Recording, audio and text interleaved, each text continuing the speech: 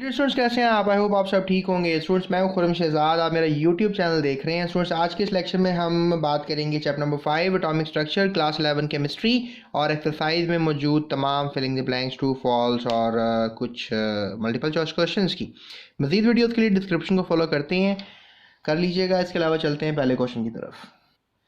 तो स्टूडेंट्स पहला क्वेश्चन है the nature of positive raise depend upon. Positive raise की नेचर जो है वो किस चीज़ पर डिपेंड करती है? The nature of electrode, the nature of the discharge tube, the nature of the residual gas and all of the above. Positive raise students हमेशा याद रखिएगा जो भी गैस होती है डिस्चार्ज ट्यूब में उस पर डिपेंड करती है। सो सी इज़ द राइट आंसर। उसके बाद चलते हैं अपने दूसरे क्वेश्चन की तरफ। The velocity of photon is, photon की जो है वो वेलोसिटी क्या हो सकती है? स्टूडेंट्स फोटोन की जो वेलोसिटी है इंडिपेंडेंट ऑफ इट्स वेवलेंथ है, डिपेंड अपॉन इट्स वेवलेंथ है, equal to the square of its amplitude है, या डिपेंड अपॉन इट्स एम्पलीट्यूड है। तो लाइट स्टूडेंट जो है ट्रैवल करती है डेफिनेटली फोटॉन्स की शक्ल में। तो इसमें ए जो है हम कहेंगे क्योंकि इनकी भी वेवलेंथ पर डिपेंड नहीं करती। फोटॉन हमेशा अपनी कांस्टेंट वैल्यूज़ के साथ ही मूव करते हैं। उसके बाद है जी the wave number of the light emitted by the certain source, जिसको आपको 2 × 10⁻6 मीटर कह सकते हो। तो वो क्या होगा? वेव नंबर निकालना है, एक न्यूमेरिकल है। The wavelength of the light will be, अगर हमारे पास ये वेव नंबर आ रहा है तो फिर वेवलेंथ क्या होगी? तो ये मैं आपको बता देता हूँ। That is option A 500 nanometre. उसके बाद स्टूडेंट्स क्वेश्चन किया जा रहा है Rutherford model of an atom failed. Rutherford का मॉडल फेल हो गया, क्यों हुआ फेल? Because it did not have the nucleus and electron थे, it did not account for the attraction between proton and neutrons, ये भी था, it did not account for the stability of the atom, ये बात थोड़ी डाउटफुल है, and there is an actually no space between the nucleus and electrons।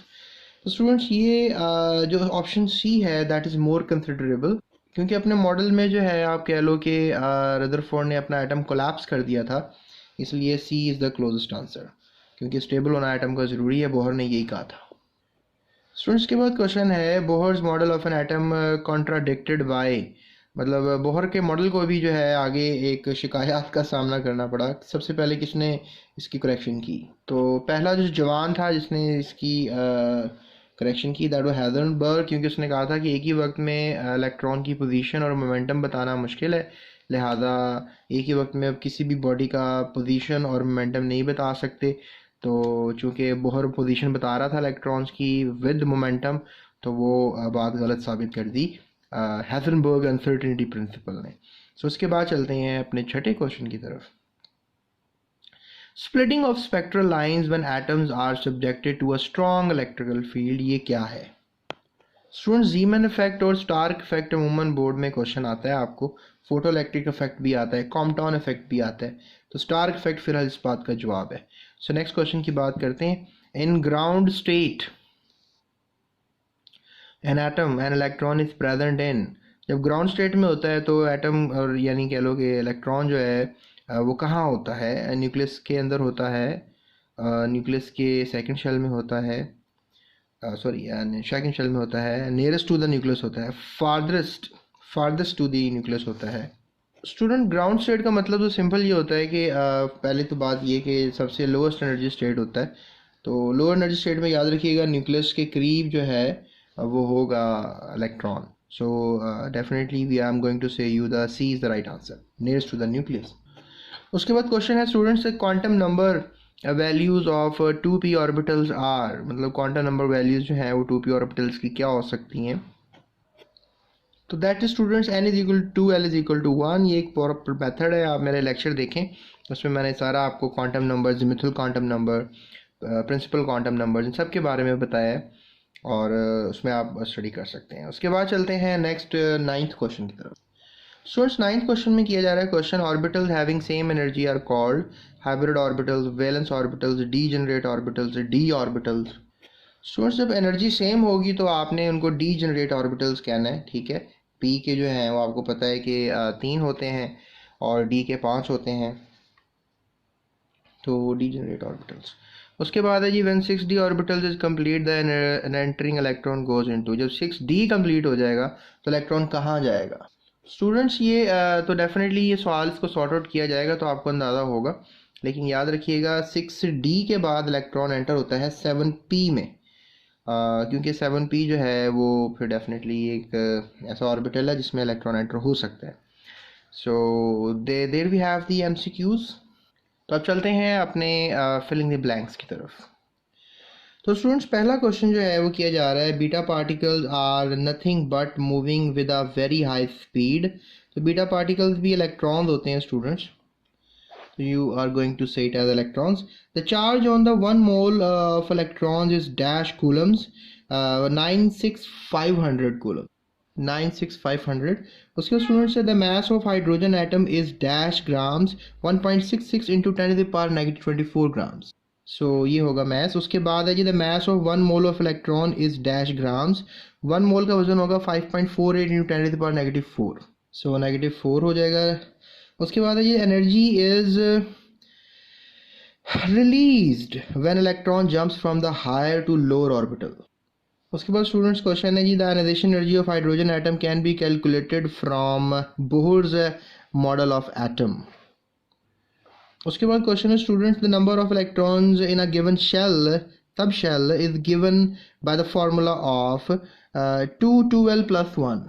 Okay so एक हम भूल रहे हैं. So the sub shell for D subshell that the methyl quantum number has dash value. I think so that is 2. So let's go for the last one now, right? And the electronic configuration of a hydrogen ion is 1s nothing. क्योंकि 1 is 0 इसलिए क्योंकि electron है ही नहीं बेचारे के पास. Okay so that's it. चलते हैं अपने ट्रू फॉल्स की तरफ. जी तो स्टूडेंट्स पहला ट्रू फॉल्स है, a neutron is slightly lighter particle than a proton. Neutron students lighter नहीं होता, थोड़ा प्रोटॉन से हैवियर होता है. So false. उसके बाद स्टूडेंट्स क्वेश्चन है the proton is the massless bundle of energy but has momentum. ये तो बात सच है, कोई मैस नहीं है लेकिन मोमेंटम है, तो ट्रू. उसके बाद है the unit of Rydberg constant is the reciprocal of unit of length. ये भी सच है, ट्रू. उसके बाद the actual isotopic mass is the whole number.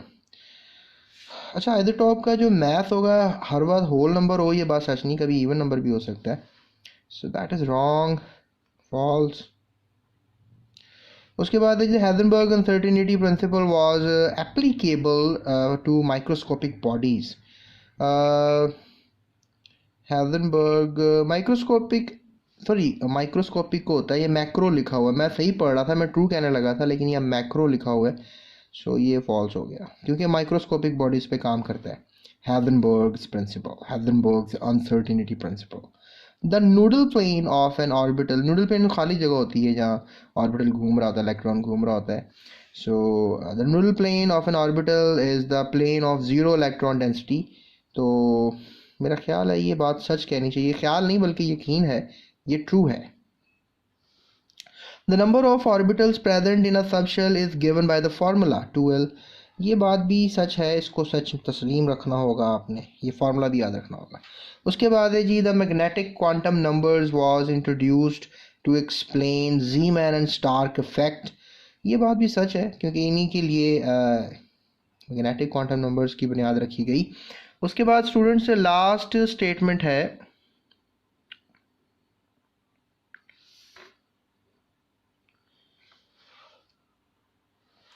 that is spin quantum numbers tells us the direction of spin of electron around the nucleus. तो spin quantum numbers जो हैं direction off spin off around the nucleus ये नहीं बताते, because they just really talk about how the way oppositely electrons are moving around the nucleus. तो ये false हो गया.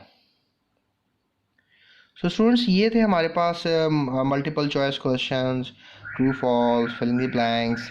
तो मज़ीद वीडियोस के लिए मेरे इस चैनल के साथ रहिएगा, सब्सक्राइब किए बगैर मत जाइएगा, और इसके अलावा अपने दोस्तों के साथ इस वीडियो को लाजमी शेयर कर दीजिएगा. डिस्क्रिप्शन में सारी लिंक्स मौजूद हैं, उनको आप देख सकते हैं.